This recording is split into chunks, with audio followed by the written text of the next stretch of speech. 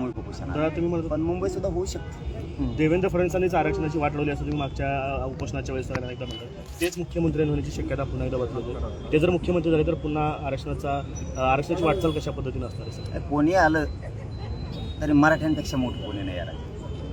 कोणी पण येऊ दे, आम्ही सज्ज आहेत ना. कोणी पण येऊ दे, आरक्षण घेणार ओबीसी. पुऱ्या महाराष्ट्रातल्या मराठा आरक्षणात 100% गेल्याशिवाय मी हटत नाही. म्हणून तर सामूहिक आमरण उपोषण अंतरवालीला लावलं आहे. हे फायनल आहे आमचं. पण मराठ्यांचा बी लय आग्रह आहे. मुंबई एखाद्याच मुंबई सुद्धा होऊ शकते. दादा, अनेक आमदार हे नूतन मराठा समाजाचे झालेले आहेत. त्यांना काय नेमक्या सूचना असतील किंवा कशा पद्धतीने त्यांनी वागलं पाहिजे, काय सांगा? त्यांनाच नाही, नुसत्या मराठ्यांचेच नाही तर सगळेच ओबीसी सुद्धा मराठ्यांनी निवडून दिले. त्यांना सगळ्यांनाच मराठा आरक्षणाचा विषय मांडावा लागला नसता. रस्त्यावर मराठी फिरून देणार नाहीत. कारण तुमची लेकरं आता मोठे झाली, तुम्ही आमदार झालात, मंत्री झालात. आमच्या लेकराचं काय किंवा प्रश्न घराघरातला मराठा आता विचारणार आणि आम्ही सामूहिक उपोषण करायला सज्ज झालो. दादा, खरं तर जसे की आपण म्हणालो होतो की जर का आम्ही उभा केले असते तर सोपडा साफ झाला असता. मात्र तुम्ही उभा न करता सुद्धा अनेक ठिकाणी सोपडा साफ झाल्याचं चित्र पाहायला मिळालं. विशेषतः सोलापूर जिल्ह्यामध्ये बार्शी, माढा आणि करमाळा या ठिकाणी मोठा फटका एकंदरीत बसलेला पाहायला मिळाला. काय नक्की चित्र असू शकतं आता? नाही, ज्या गोष्टी केल्या नाहीत त्याला छाती बडायची सवय मला. मी आणि माझा समाज मैदानातच नाही.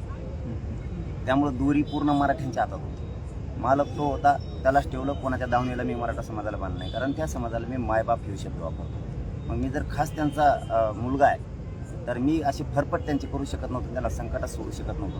की त्यांना सांगितलं तुम्हाला जे करायचं ते करा, त्यांनी केलं. मी फरफट केली नाही. माझा ऐकतोय म्हणून मी याचं काम करायला सांगितलंच नाही मराठा समाजाला. मोकळा सोडला मराठा समाज. त्यामुळे कोण पडलं कोण आलं मी मैदानातच नाही. मग पडलं लगेच म्हणायचं हा मायामुळं. मी त्यात मोडत नाही. मी मैदानात असतो ना, आणि समीकरण जर जुळलं असतं ना, सोपडा सापच केला असतं. 100% सांगतो तुम्हाला. दादा, तर अनेक वेळा मनोज दादा सोलापुरात येणार म्हणलं की हे चौक अनेक वेळा भरलेलं होतं. मात्र आज कुठेतरी परिस्थिती वेगळी दिसते. तरुणांची आणि समाजातील लोकांची संख्या कमी दिसते कुठेतरी. आता आम्ही म्हणतो दर्शनाला चाललो होतो आम्ही. मला दाखवायची का पब्लिक? मग बघा, हे मी काहीच नाही विजेत नाही.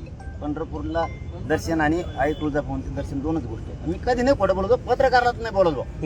आपलं सत्य मी नाही बोलत कधी. कारण आमच्यासाठी पत्रकार बांधवांनी एवढा जीव तोडलेला आहे या गोरगरिबाचा प्रश्न मार्गी लावा म्हणून. आणि मी ते तोंड चाटक्या नाही आहे. तोंडापुरतं आलं की गोड बोलायचं. खरोखरच मराठीची इतकी ताकद यांनी पण लावली होती. त्याच्यामुळे मी यांना खोटं बोलत नाही. निवेदन करायचं मी सांगितलं, मी फक्त दर्शनाला जाणार एवढंच सांगितलं. अहो बाबा इतके आले की गाड्या आवरवर आताच किती परेशान झालो आम्ही. 6-7 किलोमीटरवरती गाड्या होत्या. इतके लोक आले. इथं नुसता ट्रेलर बी नाही येऊ आणखी नाही मजा येणार. पुढं नुसता आरक्षण देऊ नका म्हणा. एक प्रश्न असा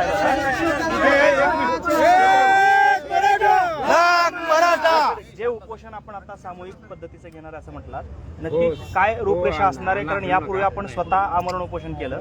आता सामूहिक उपोषणाची रूपरेषा काय ठरली आहे? काय पण घराघरातले मराठी आता अंतरवली एका जागेवर बसणार. गावागावात नाही बसणार कोणी. राज्यभरातले मराठी एका जागेवर येणार.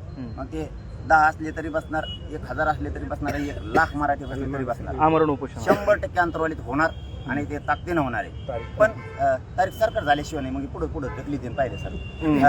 लय चाबरे येते ते लगेच पुढे पुढे ढकली देऊन ते सरकारने बनायचे लोक. ते म्हणते याला मरू द्या आधी उपोषण मग सरकार बनलो. लय चाबरे येते.